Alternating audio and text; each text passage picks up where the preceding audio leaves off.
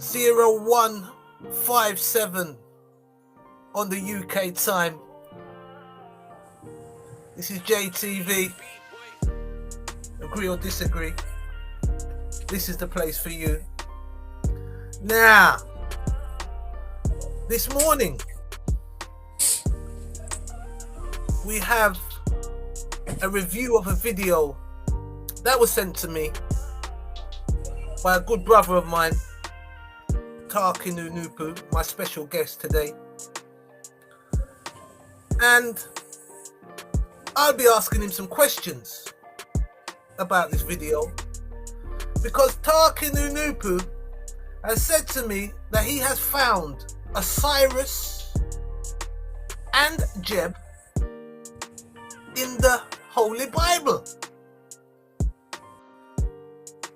Introduce yourself. Alright, cool. Alright,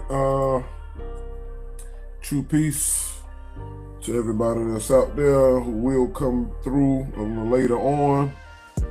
As you know, I'm Jutar Kenu Nupu, or Jutar Kenu Unu Nupu.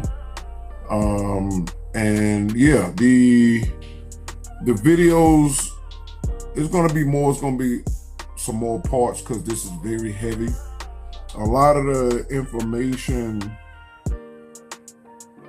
is based upon, number one, the Bible Interpretations booklet is written by Afro Unu as Amanubi Rakapata in 1967 and 68. And he mentions a lot of things in the book, in those booklets, but the stuff that y'all are seeing are not what's spoken of in the books, outside of me quoting and citing certain sources. And and so what I did was, to me, me and you used to talk a lot, and so I just wanted to make sure that I went deeper into it, especially when we had the conversation about like when me and you talked in the last ones, where states in the Bible interpretation that Mary was actually Cleopatra. And so when you understand that, which me and you had did the research, I sent you the links, it showed that Cleopatra was in the time of what they call it Jesus, because she was like the fifth wife of Herod, of King Herod, the one that they claimed wanted to kill Jesus. So once you understand that, which we provided all of the evidence about Caesarion Ptolemy on the 15th, the son of Cleopatra, Mark Antony, that's who they built, Pison and them built the whole Jesus myth about. And the thing is about, with this type of information, the word Jesus is interchangeable, because you have the person whose name was Caesarion, right? That's his Roman title. And then his spiritual title was Esau Panthera, or Issa. So when you watch the videos that I did on historical Jesus, it talked how Issa came from Isis. And those had the same root words and all that stuff. And Cleopatra had called herself Isis, who was a mother, all right, of Horus, as the Kemet or Egyptian Mystery School stated. And so, because all this information was already back there, this is why it was easy to see the presence of Osiris, Jeb, and the rest of that stuff. Just like other people said, a lot of the religions be careful when you say that, because if you listen to a lot of the so-called self-taught black individuals on YouTube, they will make you think, the Oakland will make you think that Egypt or Kemet was just churning out and giving them to people. And that wasn't really the case. It was just were editing before the Caucasian race came into being, whiten it up and change and stuff so they can still get their pleasure and honor, and so that the Caucasian race could have a religion. And so I'm just giving you a lot of backstory, but if people go back and really pay attention to the historical Jesus videos I did, you can find that on Marsha Nupu, that's my wife, on YouTube. They all over there, and it gives you a lot of things that goes on with Piso Flavius Josephus and how he used his priesthood academics and access to a lot of the information that the Jewish priests had. And then he got with the Romans, who they pretty much adopted him, and access to what the Romans took from Jews, either directly or through the Greeks. And so they implemented all of that stuff. And then I got two videos with this, the mystery schools, I think was called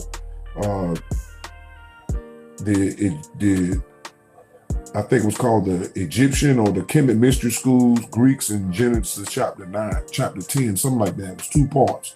And I focus on, with Afro, name some of the mystery schools that existed for like 300 to 400 years between the end of the book of Malachi and the beginning of the book of Matthew. And in those things, there was prophecies and predictions about Caesarion eventually appearing back the Egypt of the Ptolemaic dynasties. Okay, so it's a lot of things that I did, but people need to get more acclimated with the history, and then everything will be better. True peace to everybody in the chat. What sort of time frame are we talking about? So, like you said, Jesus. So, are we looking at the same? Are the timelines the same? No, not really. We're talking about 300, 400 years gap. We're talking about 300, 400 years BC, all the way up to what they would call, 1 AD and stuff like that. So that's the gap that the mystery schools were growing.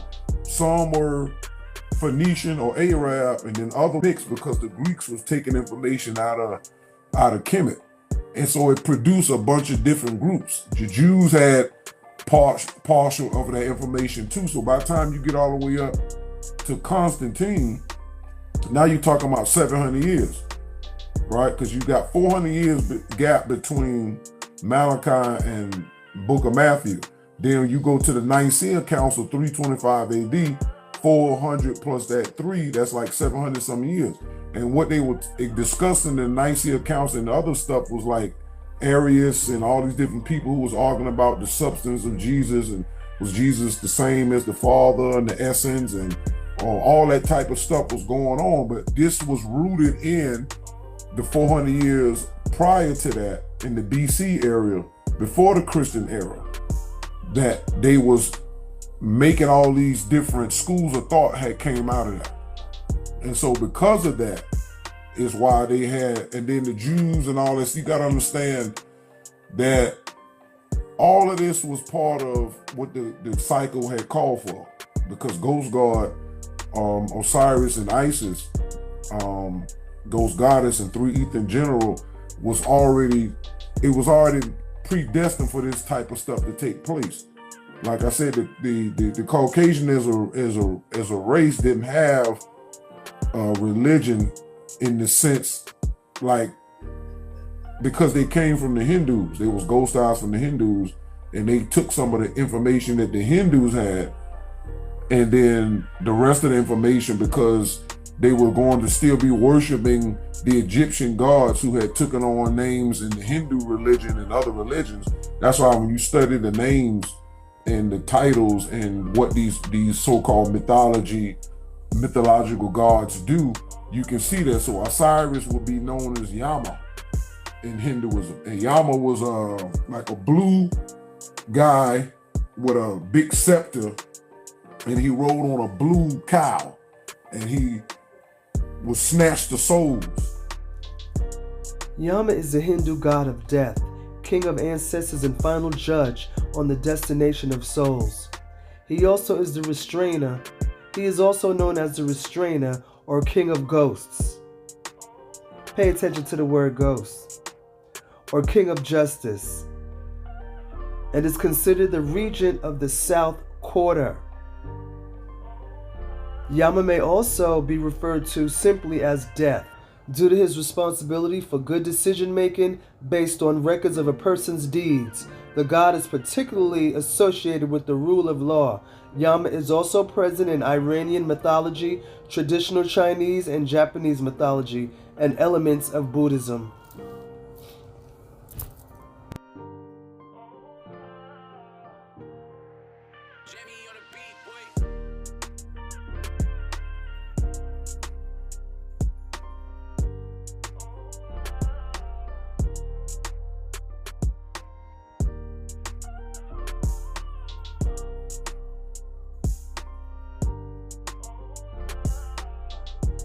With the swinging and stuff. So when Afro gave certain names of these deities, he'll say, oh, Osiris was known as this in this culture, or Amun-Ra was known as this in this culture. What you're supposed to do then is go research. Who people call God, Ghost God, today is the underworld god of ancient times, known by different names like Osiris, Yama, Anubis, Ghost, Dis, Deuce, Pluto, Lord, etc. Pluto, ghost god, is the underworld god in the style, the nature of the Caucasian race. The point the writer makes is this: the spirit gods and goddesses of ancient times who helped the ancients and sages of antiquity give culture and decorum to the world of all peoples have gone no place from planet Earth, and no new gods have arrived from elsewhere. The gods and goddesses of antiquity have only and simply evolved into other names, languages, places. And investigate the names of these particular gods and goddesses. And then all you got to do is look at and compare them. You can see they pretty much do the same thing. And some of them is a little different. And then some of them, they'll give them more power than they really have. Like the moon god Tahuti is Shiva.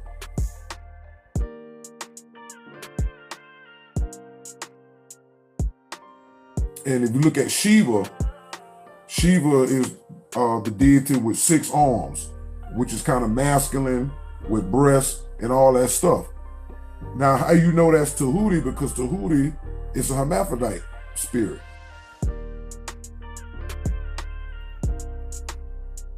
But Tahuti and his forces, those spirits are male and female, right? And they create or cause human beings to be born with both sex organs.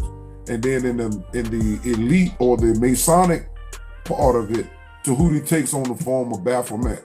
So it's a lot of jumping around that I do throughout my videos, but it all shows you that these forces exist, but they live by the deception. So people can't.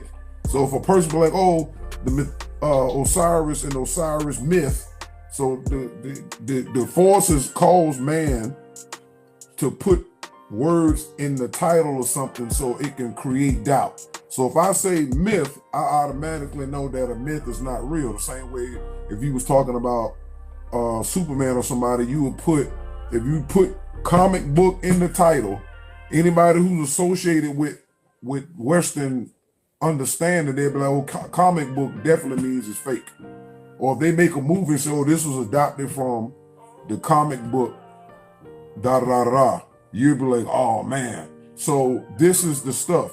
And yeah, Branch, yeah, Bill Gates is definitely touched by Tahuti because of the medical and the death. And I said this a long time ago in some of my videos. So yeah, so these gods are still there. They're just operating in a different name and time, and because we was made spiritually stupid and ignorant, we don't recognize that these are representatives, because the spirits through ether can incarnate. So what they can do is they can still program you in various ways.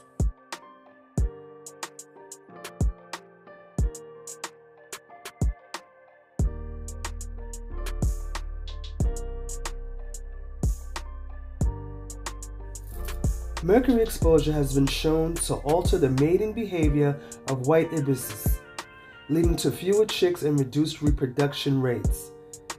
How does Mercury affect white ibises? Hormone levels. Mercury disrupts the production of natural estrogen, causing male ibises to produce more estrogen than testosterone.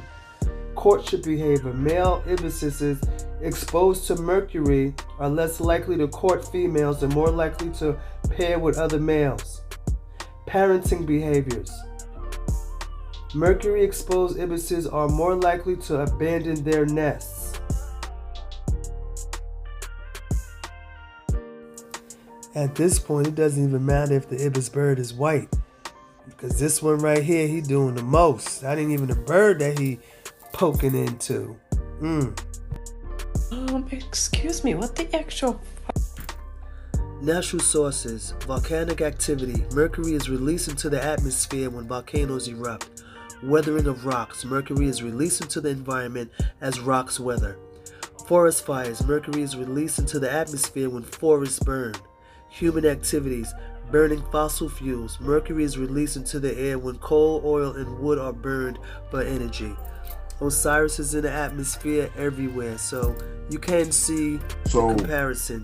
But I know I went on a little bit, but I just wanted to lay a foundation to that these gods are around. You can go on Google right now and just type in Osiris military, and you're gonna see there's military groups with the name Osiris on it, or they have Osiris has a satellite or something like that.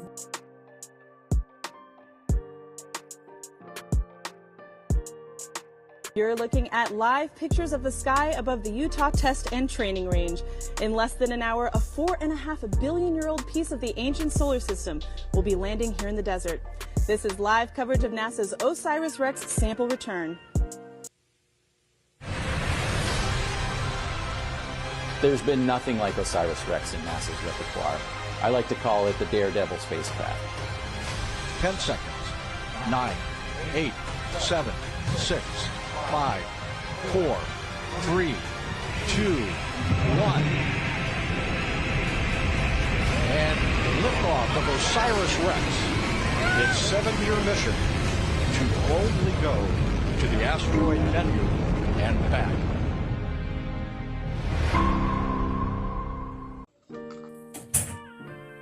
So these are the problems that we're going to have until you realize and ask yourself, why are these gods names on modern day stuff? Just like in the United Nations, when me and Jay did a video, I was showing him on the United Nations building have a special section of their programs called the Osiris Group.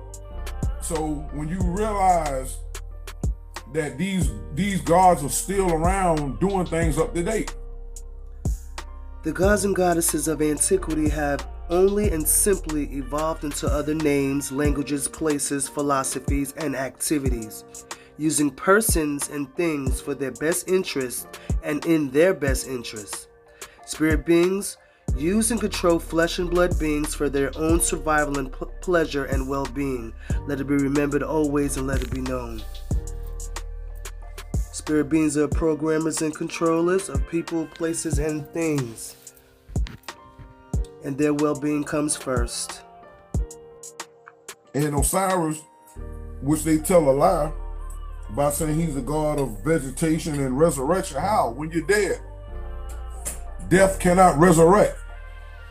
And because we don't understand the substance, to use the Nicene Council term, because they don't know what Osiris is made of. But the story tells you he was killed. So we know that how can you be the God of resurrection and you the Lord of death? Those are two opposites. There's no way that can be. Excuse me. All right? So that's just some of the preliminary that I'm gonna drop. And for those who watch the video, cool. We just want to go back and do more listening, because sometimes you can always catch stuff that wasn't there before. And this is why a lot of people who study what they call Egyptology or whatever, they do a disservice when they think that our ancestors was making this stuff up. And the question is, how can you make something up there like that? You understand? Our ancestors, just like other people who wasn't African, were well aware about spirit voices. But the people that's teaching it or claiming they represent ancient Kemet, they have no foundation when it comes to the metaphysical part of it. They have no understanding, and so they go around that. They can talk about the glyphs, they can talk about their names, but they don't understand the actual gods and goddesses that's in there. So when they keep thinking that, oh, this just fairy tales, they're only disrespecting the ancestors. Listen to reason. 3 Ether Spirit is the last evolutionary stage of Ether Spirit by nature, and this includes the spirit gods and goddesses of the universes. 3 Ether Spirit is Ghost Spirit, and Ghost Spirit, called Osiris, creator of religion, is the last spirit ruler of the evolutionary cycle before the advent of 9 mentality known as Nupu, who must push and pull the circle of existence upward on the right side toward better and higher standards, values, and qualities in absolute nature. You can check out the videos on my page or go to Takinu's page. Please visit Fine9News.com. True Mental Cosmic Peace. Thanks for watching.